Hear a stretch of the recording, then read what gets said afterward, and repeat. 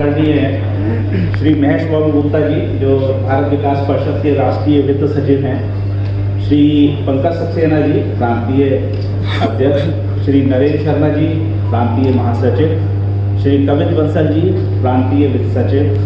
श्रीमती मुक्ता अग्रवाल जी प्रांतीय महिला संयोजक और नोएडा की विभिन्न संस्थाओं से आए हुए सम्मानित पदाधिकारी, सभी उपस्थित गणमान्य व्यक्ति एवं मातृशक्ति को मेरा सादर नमन और प्रणाम। आज ये मेरे व्यक्तिगत जीवन में और उसके साथ साथ जो भारत विकास परिषद की स्वर्णिम शाखा है उसके लिए भी एक बहुत ही विशेष क्षण है कि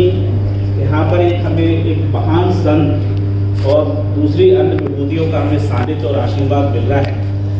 मैं अपने जीवन की एक छोटी सी घटना बताना चाहता हूँ कि मैं वैसे तो नोएडा में 94 से रह रहा था, लेकिन सामाजिक रूप से मैं बिल्कुल भी सक्रिय नहीं था। मैं हर फोरम में ये कहता हूँ कि आदरणीय श्री महेश बाबू गुप्ता जी, मेरे माता पिता ने मुझे जन्म दिया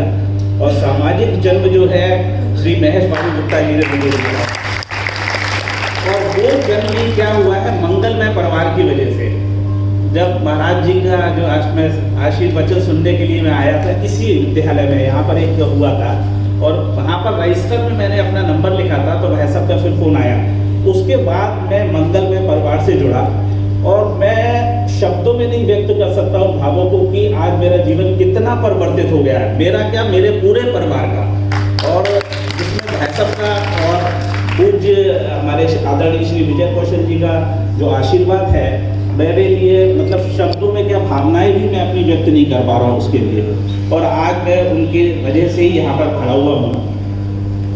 और मैं आप सभी उपस्थित गणमान्य व्यक्तियों को भारत विकास परिषद की अपनी जो नवीन कार्यकारिणी है और जो हमारे नए सदस्य आज हमारे जुड़े हैं, उन सबकी तरफ से ये विश्वास दिलाना चाहता हूँ कि जैसा कि भाई साहब ने बताया, शर्मा जी ने जो हमारे परिषद के सिद्धांत है, जैसे हमारा संपर्क, सहयोग, संस्कार, सेवा, समर्पण, इसके जो माध्यम से हमारे जो भारत विकास परिषद की नीतियां हैं उसके कार्यान्वयन में हमारी ये शाखा पूर्ण निष्ठा से लगी रहेगी। इस उपस्थित गणमान्य व्यक्तियों को,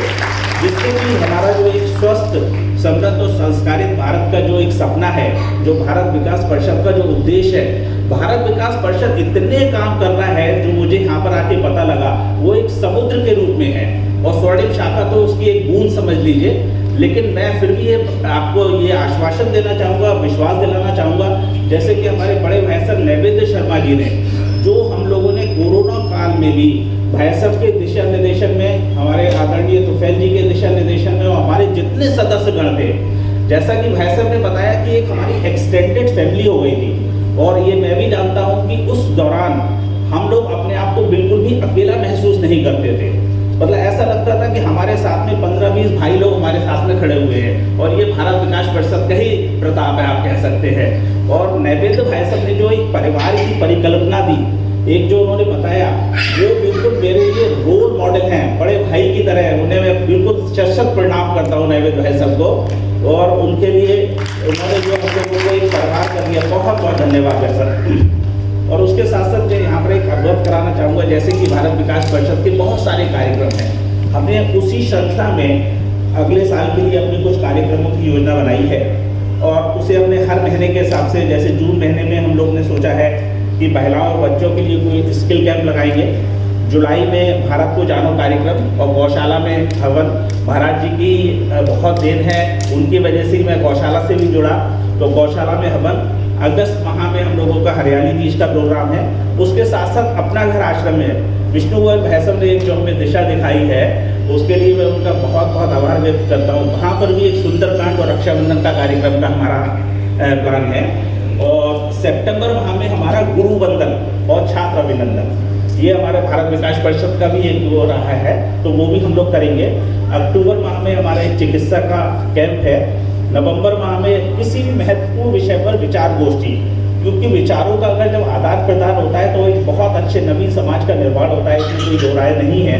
तो वो भी हम लोग करने का विचार है। और दिसंबर माह में हमारा सामूहिक परिवार मिलन, जैसा वैसा ने बताया कि जब हम परिवार के साथ उदयपुर गए तो उसमें आपस में जो एक प्रगाढ़ता उत्पन्न होती है वो हमारे बिल्कुल बिल्कुल रक्त के जो संबंध होते हैं उससे भी ज़्यादा हमारी हो जाती है, जो कि आज के डेट में समाज की आवश्यकता है हमारे लिए। तो एक वो हम लोग करने का विचार है, और उसके साथ साथ वीर बलिदान दिवस। और जनवरी माह में हमारे जो फेस्टिवल्स हैं, मकर संक्रांति है, लोहड़ी का कार्यक्रम है, फरवरी माह में बसंत उत्सव है, और मार्च के माह में होली